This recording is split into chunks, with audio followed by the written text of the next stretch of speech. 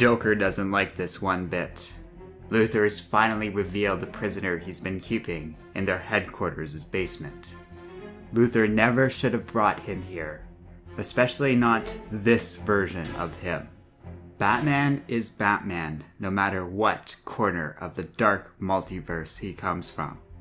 You don't put Batman in a cage without him wanting to be there. But the Legion of Doom doesn't have a choice in this matter.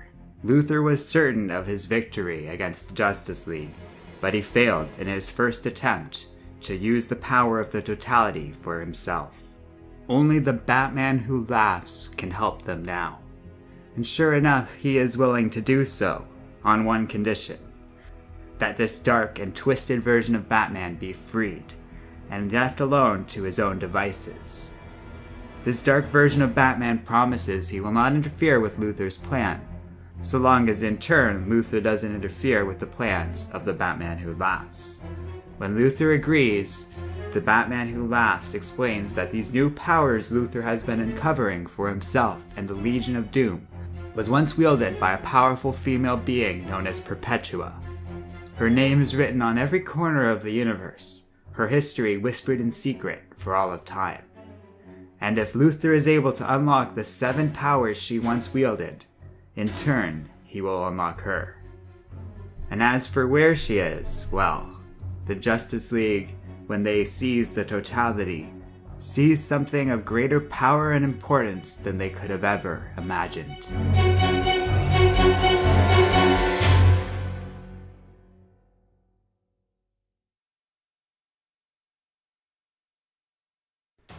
Hello and welcome to Comic Island. My name is Arden, and this is my review of Justice League number 8.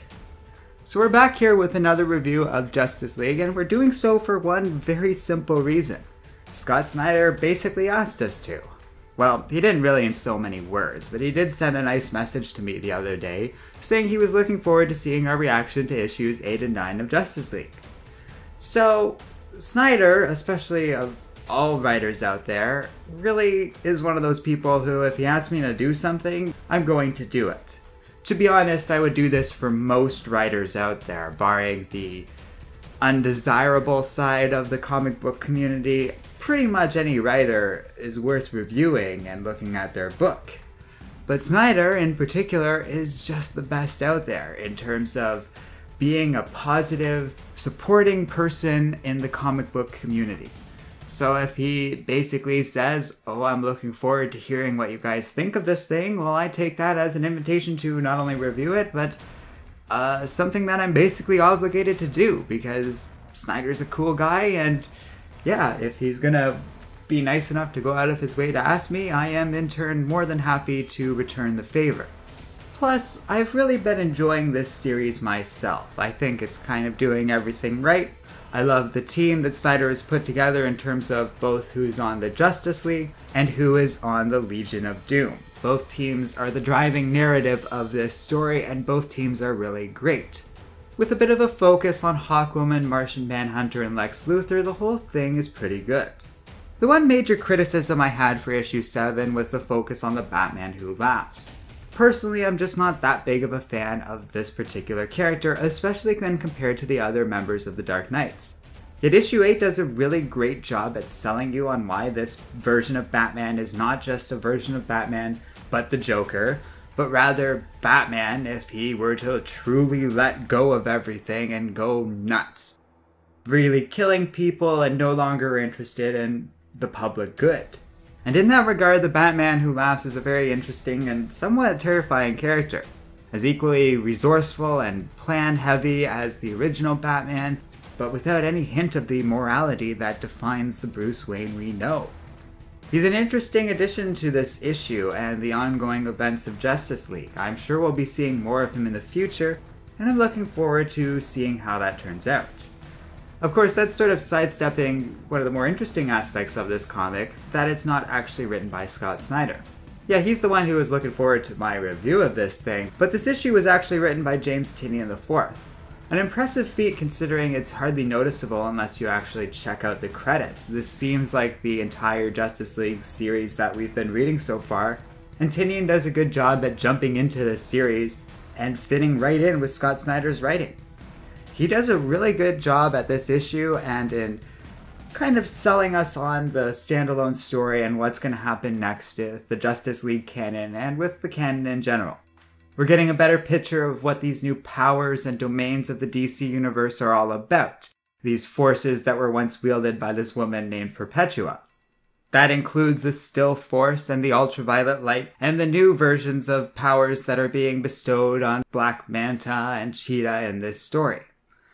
I'm sure there's more to come going forward, but just the same, it's all very interesting and I'm quite excited to see what happens next. Mikel Janin does a really good job with the artwork in this story, especially with facial expressions, which he absolutely nails. The Joker in particular stands out as just showing this reaction and helping us to distinguish him from the Batman who laughs. His discomfort with this version of Batman is very obvious, and I like how disturbed he is by this character. Reading this issue really reminded me, oh, this is why the Joker basically was willing to team up with Batman during the events of Dark Knight's Metal. Because these Dark Knights are just so much worse than what the Joker's all about, and that's a very interesting dynamic overall. It nicely frames Joker's character in a way that a lot of other comics haven't in the past. Even the Joker does have limits and his own particulars about what he likes and what he's all about. Coupled with Jeremy Cox doing some really good coloring and Tom Napolitano really bringing back the awesome lettering of Dark Knight's Metal, this is a solid issue and one that I definitely would recommend if you've been enjoying the Justice League series so far. As we're getting a better picture of what's going to happen in this series and what this series is all about, I gotta say I'm really enjoying it. These whole new powers and this massive front of world building is very interesting. As the Justice League learns more about this changing universe, so do we, and in turn we get a sense of what's going to happen next. And every little hint that I'm seeing of that promises so much interesting stuff. Not only is the Legion of Doom getting this major power-up, one that I feel might very well eventually transcend onto the Justice League itself, but also these new domains of power are a new avenue for these stories going forward in a very fun way. In that regard, I quite enjoy it, and am super excited to see what happens next. So let me know what you think in the comments section below. Thanks for watching, and don't forget to like, subscribe, and keep reading comics.